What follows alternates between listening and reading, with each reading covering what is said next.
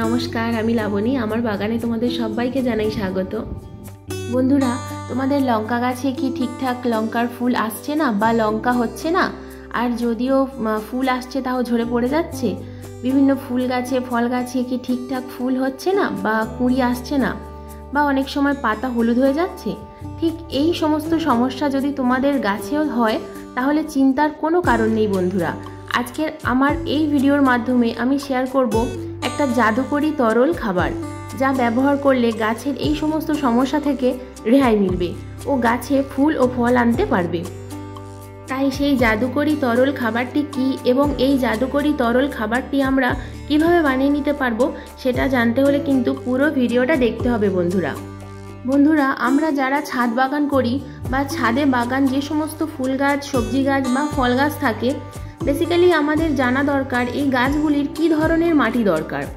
যদি প্রত্যেকটি গাছে ভালোভাবে ফুল পেতে হয় তাহলে ভালোভাবে খেয়াল রাখতে হবে মাটি যেন ক্ষারীয় না হয়ে যায় বন্ধুরা, মাটি যেন অ্যাসিডিক থাকে। এটা কিন্তু আমরা বিভিন্ন সারের মাধ্যমেও করতে পারি, বা আমাদের হাতের কাছে এমন কিছু উপকরণ আছে যে উপকরণের মাধ্যমে আমরা কিন্তু অনায়াসেই মাটির পিএইচ লেভেলকে ঠিকঠাক রাখতে পারি এবং তার সঙ্গে মাটির মধ্যে অম্লতা ভাব খুব সহজেই বজায় রাখতে পারি। বন্ধুরা, আমরা যারা ঘরোয়াভাবে বাগান করি তারা কি সবসময় আমাদের টবের মাটি ক্ষারীয় নাকি অ্যাসিডিক আছে আমরা কি বুঝতে পারি সবসময়? তা তো নয়। আমরা কখনোই এটা মেপে দেখি না। আমাদের গাছ হঠাৎ করে হলুদ হয়ে যায়, কুঁড়ি ঝরে যায়। এটা কিন্তু অনেক সময় ওয়েদারের তারতম্যের কারণেও হয়ে থাকে। হঠাৎ বৃষ্টি শুরু হয়ে গেল, নিম্নচাপের কারণে 2-4 দিন বৃষ্টি হচ্ছে, আবার হঠাৎ করে রোদ্দুর উঠছে। এই কারণেও অনেক সময় আমাদের টবের মাটি ক্ষারীয় হয়ে যায় এবং মাটি জমে শক্ত হয়ে যায় এবং তার ফলে গাছে কিন্তু পাতা হলুদ হয়ে যায়, পাতা কুঁকড়েও যায়। অনেক সময় আমরা ভাবি যে মাকড়ের সমস্যা হয়েছে, এই কারণে হয়তো গাছের পাতা কুঁকড়ে যাচ্ছে, কিন্তু না বন্ধুরা, অনেক সময় মাটি ক্ষারীয় হয়ে যাওয়ার কারণেও এটা হয়ে থাকে। তাই আমাদেরকে চেষ্টা করতে হবে সব সময় যে কিভাবে ঘরোয়া উপাদান দিয়ে, হাতের কাছে এমন কিছু জিনিস আছে যেগুলো দিয়ে আমরা এই গাছের চিকিৎসা করতে পারি। সবসময় তো আমাদের আর বাজারে দোকানে যাওয়া হয় না যে ওষুধ নিয়ে এসে সবসময় স্প্রে করব, এটাও কখনো সম্ভব হয় না। আর সবসময় রাসায়নিক সারের মাধ্যমেও এই কাজটা করা সম্ভব হয়ে ওঠে না। তাই আজকে আমি একটা এমন জাদুকরি তরল খাবার বানিয়ে দেখাবো। দু রকম পদ্ধতিতে আমি এটা করে দেখাবো, তোমাদের যেটা সুবিধা হবে সেটাই করবে। তো সেটা কি বন্ধুরা? হ্যাঁ, সেটা হলো কফি। এই কফির একটা পাতা, সেটা 2 টাকার পাতা হতে পারে, 10 টাকার পাতা হতে পারে। তোমাদের কাছে যেমন গাছ আছে, যদি 10টা টব থাকে তো সেই রকম পরিমাণে নিয়ে আসবে, আর যদি অল্প টব থাকে, অল্প গাছ থাকে, তাহলে অল্প পরিমাণে নিয়ে আসবে। তো দেখো, প্রথমেই আমি এখানে 1 গ্লাস জল নিয়ে নিয়েছি, আর এখানে দেখো কফির পাউচ থেকে আমি কফিটাকে বাটির মধ্যে ঢেলে নিচ্ছি। তো এখানে অনেকটাই কফি রয়েছে। তো এখান থেকে আমি 1/2 চামচ পরিমাণ নিয়ে, এই যে গ্লাসটার মধ্যে যে জল আছে এটা কিন্তু 250 ml জল। তো এই 250 ml জলের মধ্যে 1/2 চামচ কফিকে নিয়ে আমি খুব ভালোভাবে কিন্তু গুলে নেব, যেন একেবারেই জমে না থাকে কফিগুলো।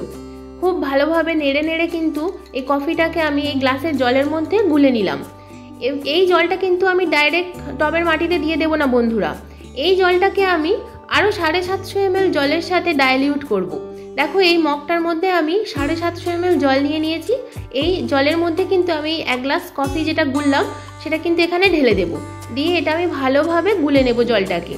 এবার এখান থেকে আমি এই 250 ml করে এই 1 লিটার জল কিন্তু আমার 4টে গাছে হবে।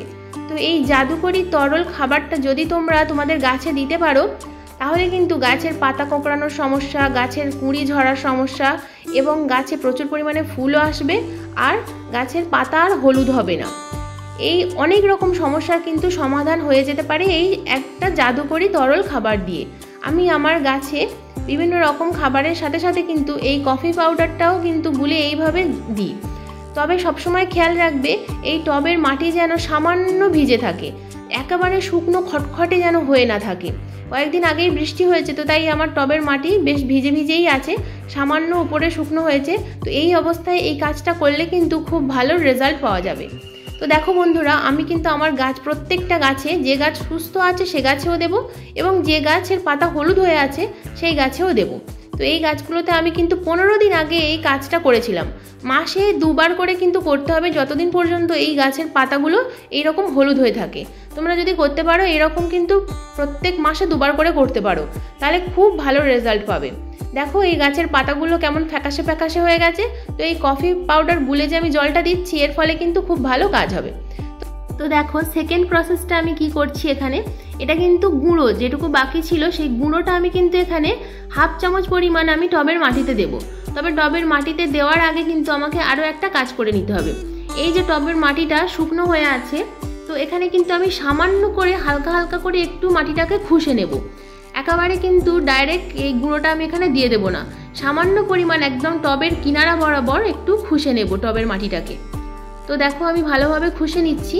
খুশে নেওয়ার পর সামান্য পরিমাণ এই যে কাণ্ডটা আছে, গাছের যে কাণ্ডটা আছে, দেখো এই কাণ্ড থেকে কিন্তু আমি বেশ খানিকটা দূরেই খুশেছি।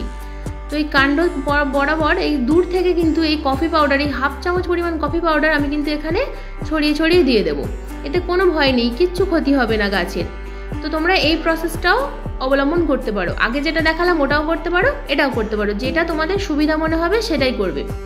এবার এই কফি পাউডারটা দেওয়া হয়ে গেলে এখানে কিন্তু সামান্য পরিমাণ জল দিয়ে দেবো। দেখো যে এর আমি দেখাচ্ছি যে কাণ্ডটা ছেড়ে তোমরা কিভাবে দেবে। তো আশা করি বুঝতে পেরে গেছো আমি কি বলতে চেয়েছি। তো এবার এখানে কিন্তু এই কফি পাউডারটা আমার দেওয়া হয়ে গেল। তো এবার দেওয়ার পরে এখানে খুব ভালোভাবে আমি জল দিয়ে দেবো। যতটুকু জল দিলে এই কফি পাউডারটা গুলে যাবে ঠিক ততটুকুই জল আমি এখানে ব্যবহার করব। এখানে কিন্তু নর্মাল জল ইউজ করবে, কোনো ঠান্ডা জল ইউজ করার প্রয়োজন নেই, নর্মাল টেম্পারেচার জল এখানে ইউজ করে দেবে। তো দেখো আমি ভালোভাবে জলটা ঢেলে দিলাম। দেওয়ার পর কিন্তু গাছের মাটিটা ভিজে গেল এবং কফিটাও গুলে গেল। এই কাজগুলো যদি তোমরা করতে পারো বন্ধুরা, আশা করছি তোমাদের গাছের প্রায় সব রকম সমস্যারই সমাধান হয়ে যাবে। বন্ধুরা এই কফিতে কিন্তু নাইট্রোজেন, পটাশিয়াম এবং ম্যাগনেসিয়াম এই 3 ধরনের উপাদানই কিন্তু বর্তমান রয়েছে। আর এই 3 ধরনের উপাদানই কিন্তু আমাদের গাছের পক্ষে খুব অতি প্রয়োজনীয়। বন্ধুরা এই ছিল আজকের আমার ভিডিওর বিষয়বস্তু।